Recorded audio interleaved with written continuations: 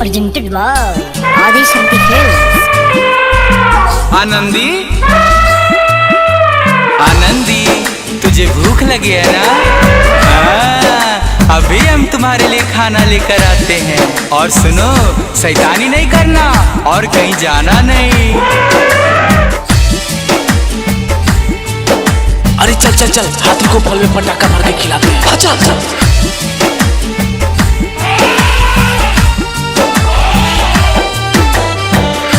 आनंदी आनंदी आनंदी, भाई भाई, आपने मेरे आनंदी को देखा है क्या? आनंदी? कौन आनंदी? अरे मेरा हाथी। हाँ, एक हाथी इधर गया है। उस पल कैसा तुझको लगा होगा रे, दर्द जिस पल ये तूने सहा होगा रे। अरे हैवानों, ये बेजुबान तुम लोगों का क्या बिगाड़ा था? उस पल कैसा तुझको लगा होगा रे, दर्द जिस पल ये तूने सहा होगा रे। पेट में लेके बच्चा तड़पती रही, बेजुबान इंसानों से ज्यादा सही। भूल पाएंगे ना छोड़ के भले गए, हाथी मेरे साथी तुम कहाँ चले गए। हाथी मेरे साथी तुम कहाँ चले गए।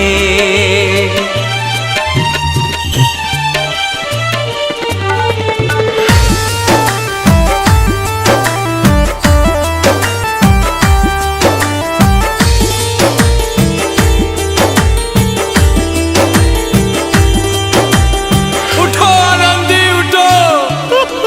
कैसी नफरत है ये बेजुबानों से, शर्म भी शर्मिंदा है इंसानों से। आनंदी आनंदी, कैसी नफरत है ये बेजुबानों से, शर्म भी शर्मिंदा है इंसानों से। कैसे पापी न डरते भगवानों से, ये दुनिया तेरे साथ की ना सही, फिर भी तूने बदले की सोची नहीं।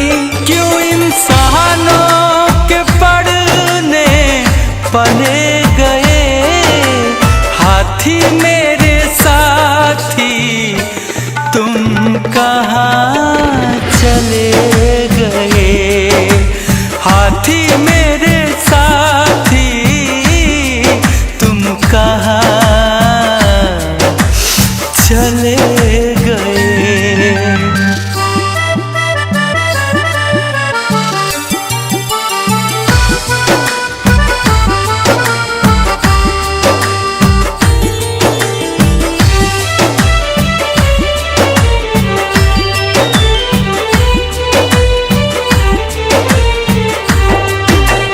भूख लगी थी गलती बस इतनी थी, ना देता कोई खाना जान क्यों ले ली।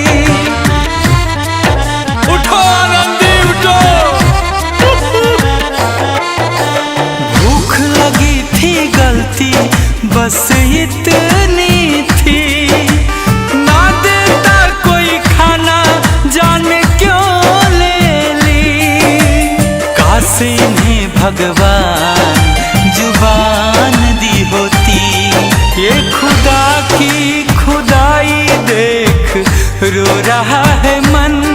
ना तड़प देख पाए गुंजन अजय बच्चन, क्यों लगा कर मौत अपने गले गए।